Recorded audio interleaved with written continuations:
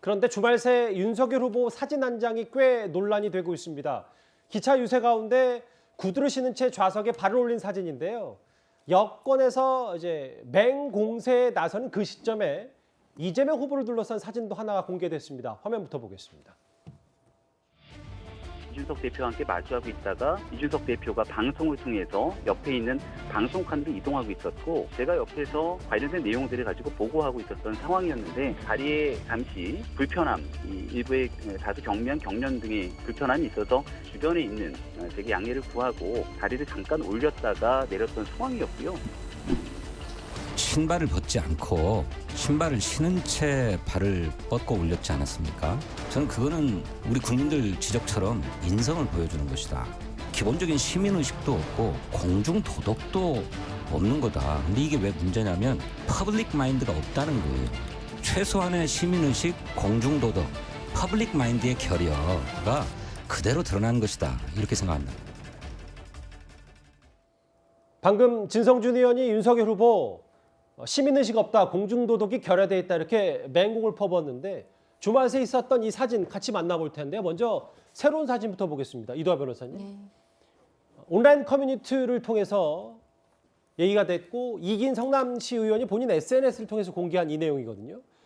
2014년 식당에서 실내 흡연을 한 이재명 후보, 당시 이재명 성남시장의 사진이 여러 좀 오늘 정치권 공방이 됐는데, 좀 자세한 설명, 저게 어디까지 얼마나 문제인지가 좀 알아봐야 될 것 같은데요. 예, 2014년 1월부터 이제 여러 가지 뭐 공중 음식점이나 이런 데서 흡연이 금지되거든요. 근데 100제곱미터 이상에서는 아예 금지가 돼서 불법 행위고요. 예. 100제곱미터 이하의 음식점이면 이게 계도 기간이었습니다. 그래서 자발적 적응을 유도하고 있었는데, 저 당시에 이재명 후보는 성남시장이었거든요. 예. 그래서 성남시정과 관련돼서 뭐 이렇게 질문이 있으면 답변하고 할 때 뭐 성남시에도 이 부분이 뭐 활발히 이루어지나요? 그러면 이거 뭐 당연히 채택해서 활발히 이루어지도록 계도해야 된다, 이런 얘기가 있어서요. 예. 그렇다면 이게 100제곱미터 이상이면 불법이 명확하고, 100제곱미터 이하라 하더라도 본인이 지자체장으로서 저 특례 기간에 법 적용이 잘 되도록 유도하고 적응을 위해서 노력해야 될 부분이 저렇게 버젓이 담배를 피우고 있으니까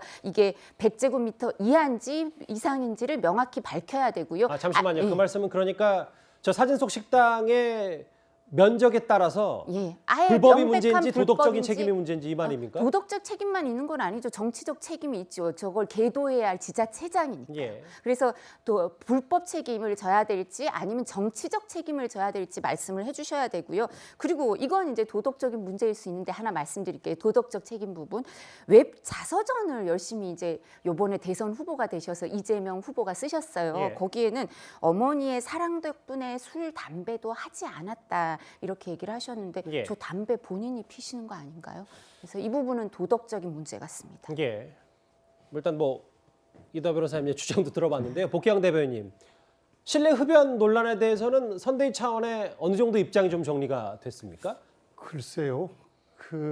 이 부분에 대한 입장 정리를 뭐 한다는 얘기는 제가 못 들어봤는데, 왜냐하면 하도 오래전 일이고, 예. 그리고 저 당시에 뭐 저도 기억이 많습니다. 주변에 식당에서 뭐 술을 하는 저녁 자리는 담배들 물고 이야기하고 했던 그런 문화에서 그것을 그런 바꿔가면서 문화는 아니었을 겁니다. 굉장히 어려웠던 뭐 이런 그 생각이 나는데, 예. 이제 저 공간이 아까 100제곱미터이면서 또 식당 내부가 또 이렇게 구획이 따로따로 구분돼 있으면 또 좀 다른 경우입니다. 그래서 계도 기간이었음에도 불구하고 담배를 직접 피웠다라고 하면 저 부분에 대해서는 뭐 사실 비판을 면하기는 어려운데, 예. 근데 문제는 이 사진이 뭐 진실 여부는 전 모르겠어요. 그런데 이건 누군가가 이제 일종의 윤석열 후보가 KTX 열차에서 앞좌석에 구둣발을 올리고 있었다는 것을 물타기 하기 위해서 올린 거로 봐요. 그런데 물론 이것도 공작이라는 표현 같은데. 공작은 물타기 위해서 올린 거라고 보죠. 누가 봐도. 그리고 2014년에 있었던 저런 자료들을 가지고 지금 갑자기 끄집어내서 예. 이게 소환하는 게 좀 어이가 없고 웃기기도 한데, 문제는 윤석열 후보가 다리 아파서 올릴 수 있죠. 그러면 옆 사람한테 양해를 구하고 내가 좀 다리가 아프니까 구두발 벗고, 예. 정말로 경련이 났으면 구두 벗었겠죠.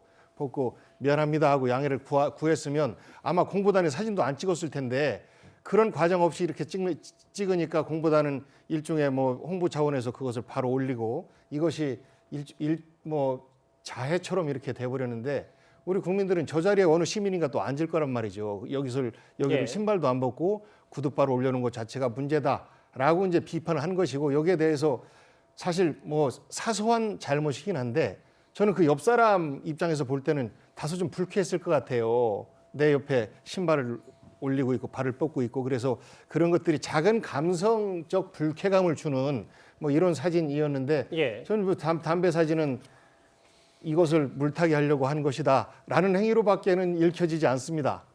물론 두 행위 다 예. 잘했다라는 건 아닙니다. 예. 두 행위 다 잘했다라는 건 아닌데 문제는 시점의 문제가 분명히 존재한다. 그런 알겠습니다. 면에서 예. 저는 담백하게 올렸다라고 하면 다리 경련이 있어서 이런 핑계 대지 말고 제가 다리가 피곤해서 다소 좀 부족했습니다라고 하면 가볍게 지나갈 문제를 솔직하게 말씀 안 하시니까 자꾸 이렇게 비판받고 이야기가 오가고 하는 사실 좀 민망한 주제이긴 합니다. 그래서 전 이런 정리를 이야기 해주실까요? 예. 고만했으면 좋겠습니다.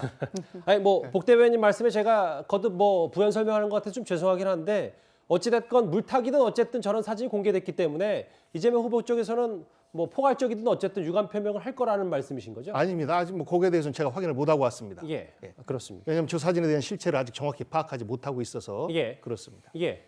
예, 이제 우선 제가 말씀드렸지만 불법 책임을 질 건지 아니면 100제곱미터 이상이면 불법 책임이고요. 100제곱미터 이하면 정치적 책임을 져야 되고요. 예. 계도 기간에 모범을 보여야 할 지자체장이 모범을 보이지 못하고 있으니까요. 세 번째 아까 도덕적 책임 문제도 있죠. 본인이 술, 담배 하지 않았다고 했는데 저렇게 하고 계셨다면 근데 이게 사실인지 아닌지는 명확히 답변을 해주시면 돼요. 아, 술, 담배 하지 않았다고 내가 웹 자서전에 쓰지 않았냐. 나는 평생 저렇게 담배 피운 적 없다. 이렇게 명확하게 하시지. 저게 내가 술, 담배를 했나 안 했나 이게 헷갈릴 수는 없으셔서 그렇고요. 예. 지금 말씀하신 것처럼 열차에서 그렇게 하신 부분은 저희는 사과 표명을 했고요. 말씀하신 것처럼 그런 부분에 대해서는 저희도 명백하게 잘못한 거는 죄송하다고 말씀을 드리고 그리고 옆에 이제 김병민 대변인하고 이상일 후보 보좌역이 있었는데 이분들한테는 양해를 구했었다고 하고요. 저희가 전체 차량을 빌린 거여서 저희가 쓰다가 저희가 깨끗이 청소를 해서 알겠습니다. 반환을 합니다. 이현정 의원님. 네. 뭐 이게 비교를 하는 것조차 조금 사실 그럼에도 선거 앞두고는 이런 논란이 오히려 더 파괴를 끼고 휘발성이 있기 때문에요. 윤석열 후보 측의 이 해명 혹은 일부 매체와의 이재명 후보 측 인터뷰에 따르면 금연 계도 기간이어서 법에 저촉되는 행위는 아니었다.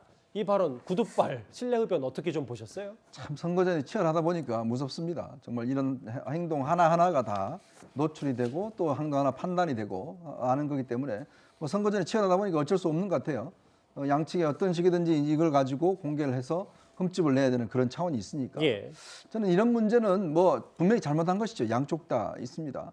근데 그걸 이제 그냥 사과하고 넘어가야 될 문제인데 자칫 이거는 무슨 뭐 인성 문제다 무슨 뭐 아주 너무 확대하는 거는 오히려 더 역효과가 나지 않는가. 서로에게요. 그렇죠. 이게 뭐 문제는 잘못한 거기 때문에 양쪽에서 쿨하게 사과하고 넘어갈 수 있는 문제인데 자꾸 이게 뭐 본질적인 문제, 가치의 문제로 너무 확대하는 것도 좀 무리인 것 같습니다.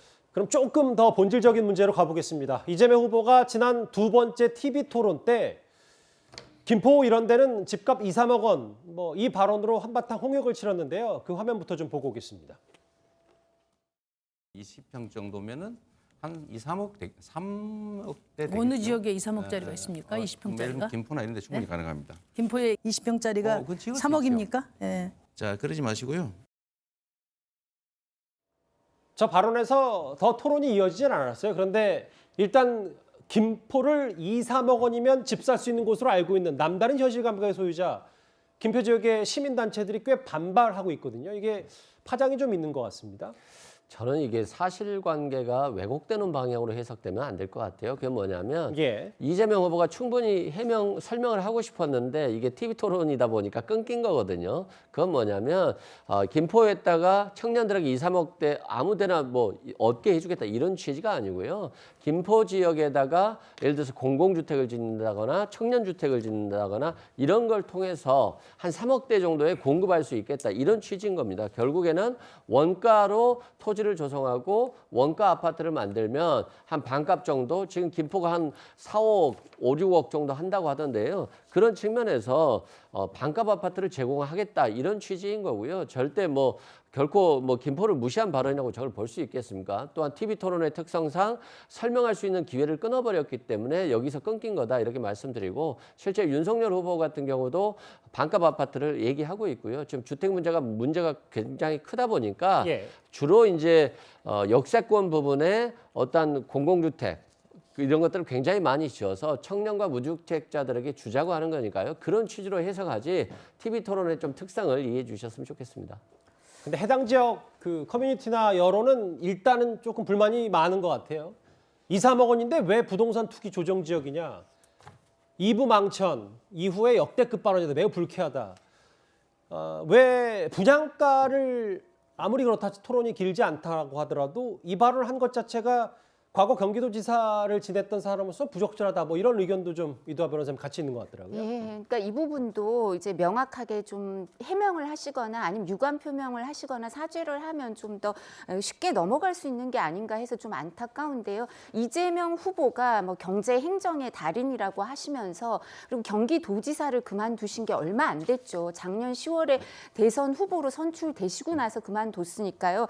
김포의 아파트 가격을 어떻게 모를 수 있는가? 그리고 김포 50만 시민이 분노를 한다고 이 커뮤니티에 나옵니다. 그래서 김포검단 시민연대에서는 그래서 이재명 후보를 보내드리려고 한다라고 하면서 어떻게 얘기를 하냐면 예. 이 현실 감각이 없는 사람 아니냐. 경기도지사를 끝낸 지 얼마 안 되는데 왜 우리 김포 가격도 모르냐. 이 얘기가 있고 또 하나는 GTX 그 D 김포 하남선을 다시 연결하겠다고 해놓고 다음 날 바로 Y자로 말을 바꿨다. 그러니까 이게 하나만이 아닌 거예요. 여기 시민들은 여러 가지 문제가 겹쳐서 저렇게 분노를 하시는 것 같고요. 예. 또 해명 과정에서도 김포 시민들한테 이렇게 감정을 건드리는 그런 부분이 있어서 계속 이 부분에 대해서 분노를 하시는 것 같습니다. 그리고 토론회도 저희가 저 모니터링을 열심히 했거든요. 근데 이승훈 변호사님께서 이제 안타까우니까 말씀을 저렇게 해주시지만 심상정 후보도 이재명 후보를 막 공격하고 싶진 않으셔서 약간 말씀을 헤매면서도 여러 번 여쭤봐 주셨어요.